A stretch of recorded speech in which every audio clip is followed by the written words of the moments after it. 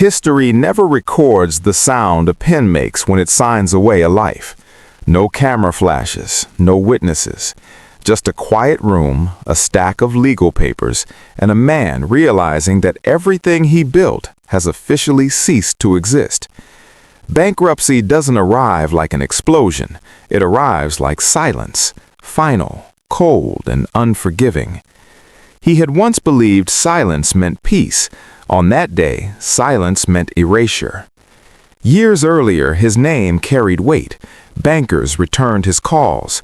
Partners waited for his approval. His signature moved money, jobs, and futures. He was not born wealthy, but he had learned fast, faster than most. He understood leverage, risk, momentum, or at least he thought he did. Growth came quickly, too quickly, and when growth comes faster than discipline, collapse is already scheduled. He borrowed aggressively, convinced that expansion would outrun debt. He trusted forecasts instead of fundamentals, people instead of systems. The economy rewarded him at first, like a casino that lets you win early so you stay longer. Deals stacked on deals, assets multiplied on paper, and with each success, caution quietly left the room.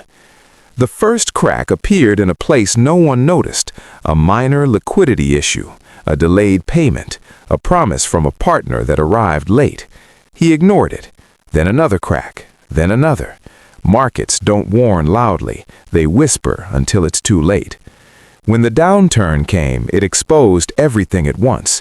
Credit tightened, valuations collapsed. The same banks that once courted him now spoke in rehearsed sentences. Risk exposure, regulatory pressure, unfortunate timing.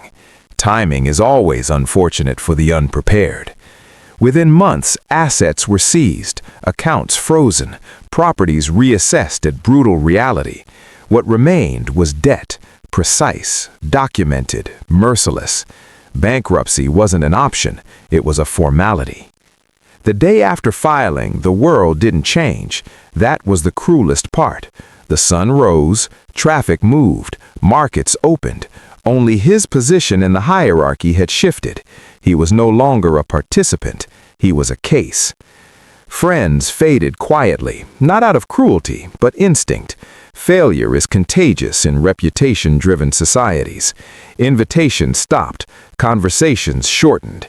His name became a cautionary reference. Don't overextend like him. He downsized his life with surgical precision. Offices vanished, staff dispersed. Objects once symbolic of success became burdens. Cars sold, watches gone. Even memories felt expensive. He moved into a small apartment that echoed at night, not from emptiness, but from adjustment. For the first time in years, no one expected anything from him. At first, the stillness terrified him. Without meetings, deals, deadlines, his days stretched uncomfortably long. He slept irregularly, walked aimlessly, listened more than he spoke, and slowly something unexpected happened.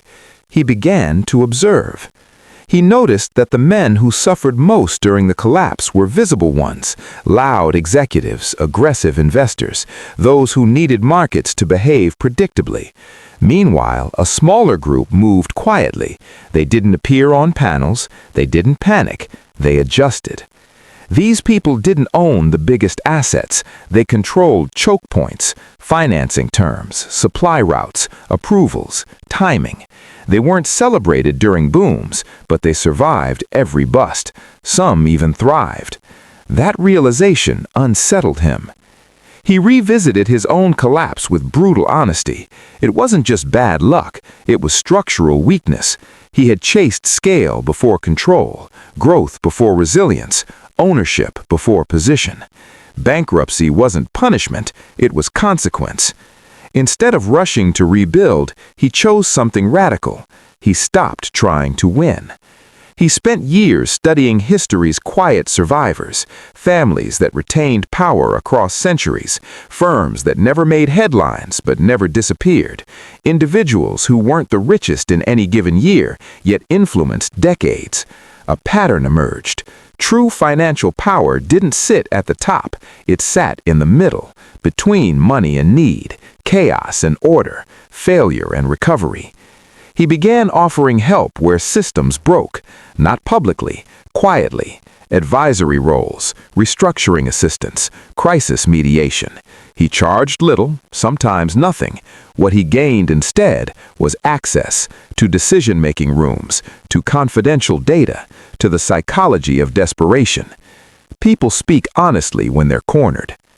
Over time, his reputation changed, not as a visionary, as a solver, someone who understood pressure, someone who didn't flinch when numbers turned red. Years passed, the world recovered, markets stabilized, new bubbles formed, and beneath it all, he positioned himself carefully, patiently, invisibly. He wasn't rebuilding a fortune, he was rebuilding himself. And history was about to give him another collapse, one far larger than the last. This time, he would be ready. The second collapse didn't announce itself as a catastrophe. It arrived disguised as confidence. Markets were strong again, credit was cheap, optimism was fashionable. People believed the lessons of the past had already been learned. History, as always, was patient. From the outside, he looked irrelevant. No public company, no flashy comeback, no headlines celebrating redemption.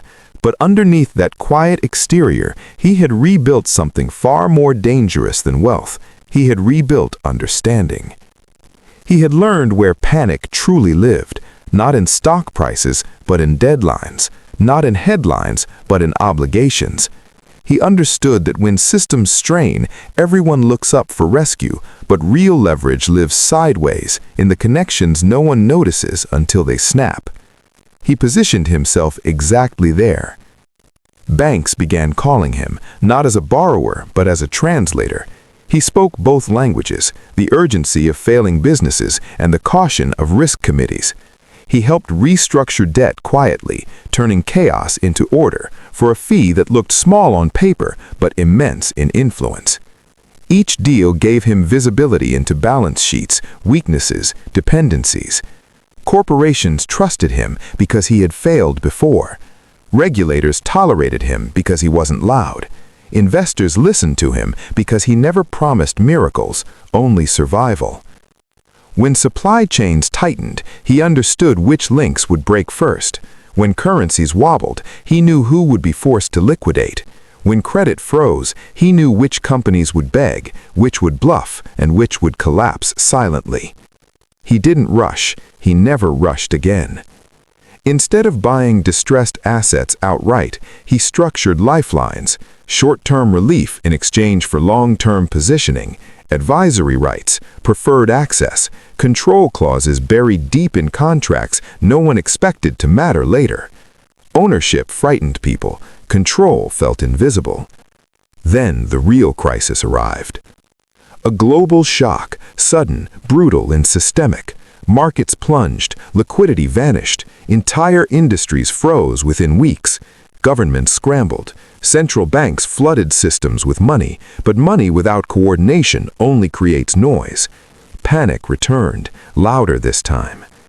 Executives who once ignored him now requested emergency meetings. Firms that laughed at conservative planning now needed restructuring overnight. He didn't celebrate, he didn't gloat, he worked. Every hour mattered. He moved capital where it unlocked bottlenecks. He coordinated suppliers across borders when official channels stalled.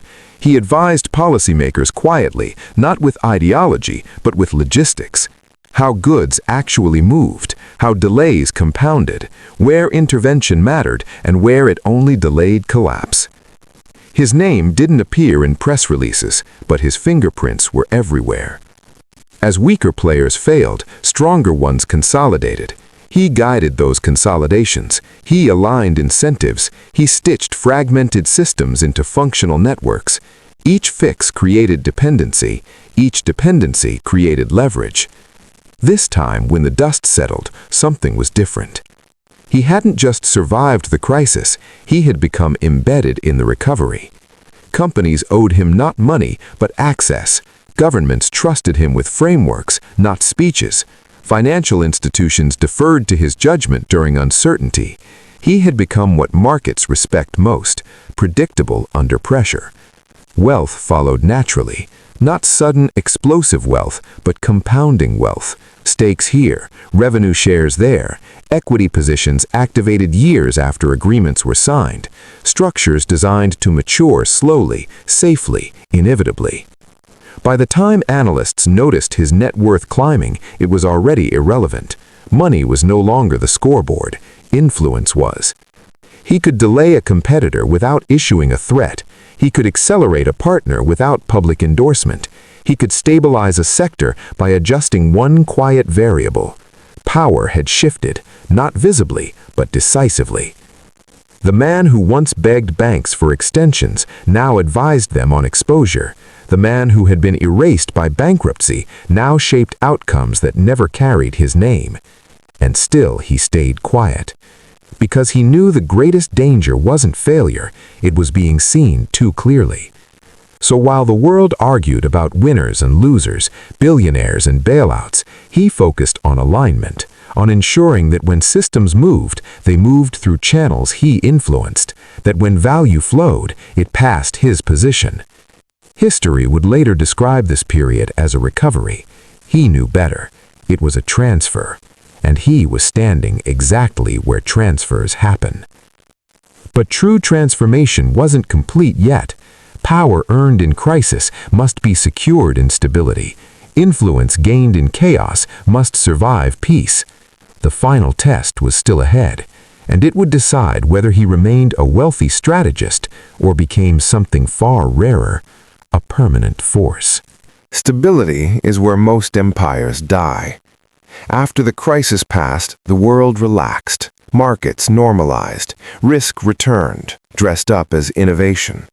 New leaders emerged, loud and confident, celebrating survival as if it were victory. History repeated its favorite trick, convincing people that the danger was over. He knew better. Crises reveal who understands systems. Calm periods reveal who misunderstands them. This was the phase he had prepared for all along. While others chased growth headlines, he refined structure. He reviewed every agreement signed during chaos, activating clauses that had seemed irrelevant at the time. Advisory roles converted into equity. Temporary oversight became permanent governance. What had been emergency access quietly turned into default reliance. No announcements were made. Processes simply began routing through him. Banks adjusted internal models based on assumptions he helped design.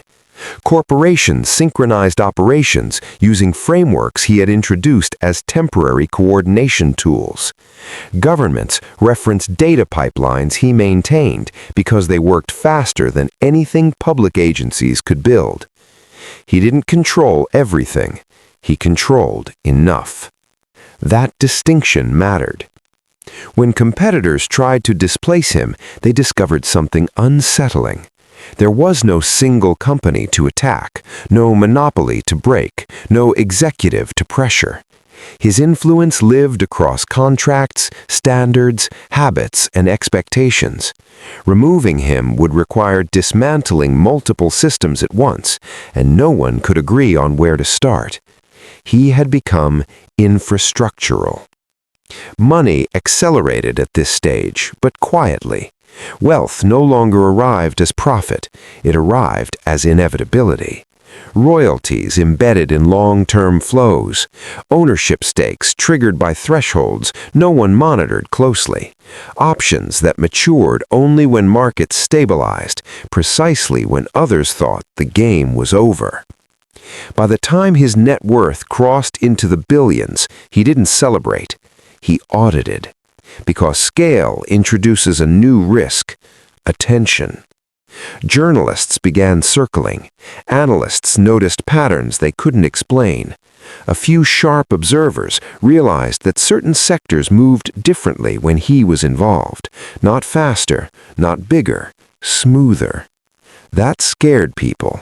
Power that shouts can be challenged. Power that whispers cannot. He responded the way he always did, by dispersing. He created layers between himself and outcomes, foundations, trusts, independent boards, structures that looked decentralized but aligned incentives precisely. He allowed parts of the system to fail publicly so the core could remain invisible. Critics accused him of being evasive. They were right. Evasion was survival. Privately, he focused on something most billionaires ignored: continuity beyond himself. He had seen too many empires collapse the moment their founder weakened. Charisma doesn't transfer, systems do. So he embedded principles into process, decision-making rules that punished ego, incentives that rewarded long-term stability over short-term wins, mechanisms that corrected behavior automatically without needing authority. He made himself unnecessary. That was the paradox. The more replaceable he became operationally, the more irreplaceable his architecture became historically. When the next generation of leaders entered the arena, they didn't compete with him directly. They built on top of what he had normalized. They assumed certain flows would always exist, certain responses would always trigger, certain stabilizers would always activate. They didn't know his name. They didn't need to. At this point, history had already shifted. Financial behavior had changed subtly, but permanently. Risk was priced differently. Speed was managed differently. Failure propagated differently. Entire strategies taught in universities now relied on assumptions rooted in decisions he had made quietly decades earlier. He watched this with detached satisfaction, not pride, completion. Because the goal was never to be the richest man in the room. It was to make the room behave predictably, even when he wasn't there. That was when he knew the final phase had begun. The phase where legacy mattered more than control. The phase where disappearance became the ultimate proof of success. And the world, busy chasing the next boom, didn't notice that financial history had already been rewritten beneath its feet. One last transition remained, not of markets, of meaning. When people finally started asking where he went, the question itself proved the point. He didn't vanish overnight, he thinned. First, interviews stopped, then board appearances became rare. Then signatures turned into approvals routed through systems he had designed years earlier. His name remained on documents, but never at the center. Authority diffused, just as planned. Markets didn't react. That was the success. If removing a billionaire doesn't cause turbulence, it means the system no longer depends on personality. It depends on logic. He had always believed that real power should feel boring when it works. Behind closed doors, he completed the last task he had postponed for decades, translating instinct into doctrine. Every hard-earned lesson from bankruptcy, every quiet leverage gained during crisis, every mistake that almost cost him everything, documented, anonymized, embedded. Not as a memoir, as architecture.